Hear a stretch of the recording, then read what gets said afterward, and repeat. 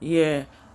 My topic today is about the dangers of self expression, languages, and how damaging it can be to a person's reputation or their well being. And I'm going to give you an instance. Between the years 2002 2005, I undertook duties for the Home Office, police stations, and the law courts. That was my job, to advocate for people who couldn't speak English properly. Believe it or not, there are quite a wide range of people from Jamaica that can't speak, they don't understand English. And it used to make me wonder and think what sort of upbringing these people had if they didn't go to elementary school and move on to primary and so forth. Because with languages, you have to expand your capacity to learn. That's what it's about. So, because this young man, this particular young man, he was charged with rape and he was looking at 8 years in prison. And he said a few words like blackout, in Jamaica when the light go off, we call it blackout. He said the girl, the victim, who he was accused of raping, she loves sweets. And it so happened that there was a lot of sweet wrappers in the room when the rape took place. So he was convicted based on the way he used language. And I undertook duties to interpret the English version of what he was trying to say.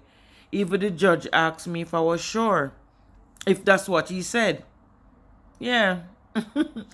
So it might sound funny, but because of the clash in culture and because of the different languages, that boy could have actually got 8 years in prison just for talking about sweets and blackout and using wrong terms that they interpret, even in my experience, right? The 12 jury from European descent, they didn't understand what a partner was. And the prosecution kept asking, how can a single mom afford to live the way I was living? Yes.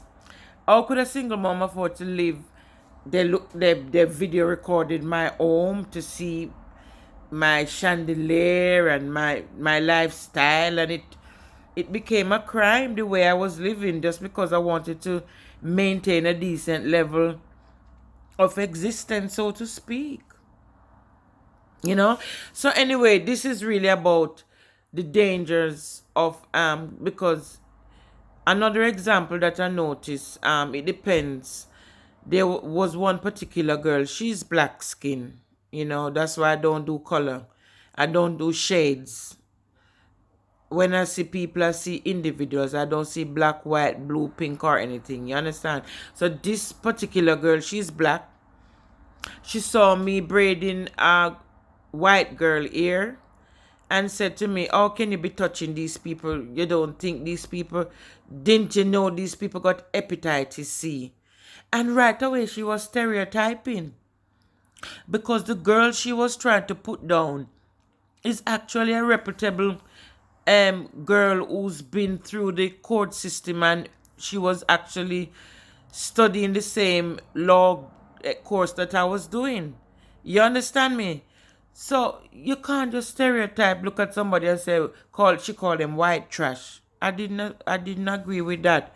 So I told her about herself, obviously, and put her straight and tell her, don't talk to me in that regard pertaining to another individual, calling them white trash and bullshit like that. Yeah.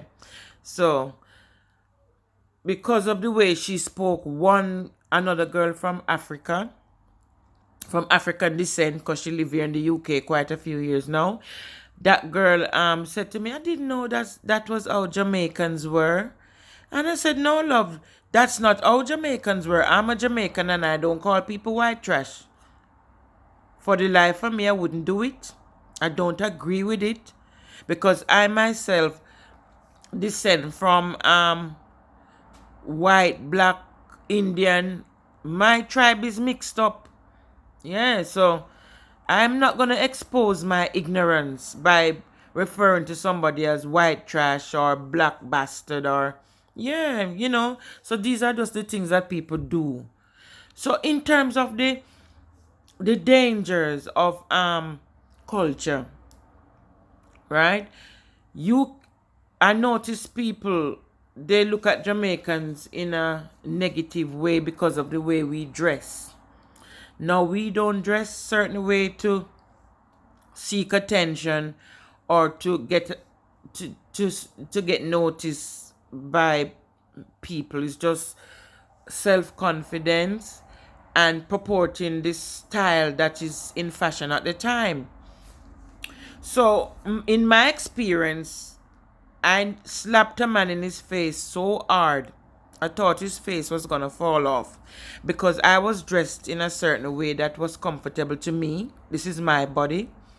So I flaunt it in whatever way I want.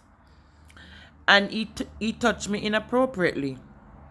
And I pick up my right hand and slapped his face so hard and tell him, don't ever you do such a dirty, nasty thing again. So he knew right away what I stood for at that point. So we move with the times, we move with the culture. You understand me? So when you understand that Jamaicans dress in that particular way for that particular reason, then you understand that it's the norm. We're not looking any attention or seeking notice. It's just the way the culture is. We feel positive about ourselves. It's called positivity and self-esteem and self-confidence. Right? So like I said, keep watching this space because every day I've got a topic for you. And subscribe because there's a lot of things to talk about. And this is just early days. Alright? Have a blessed day. Cheers.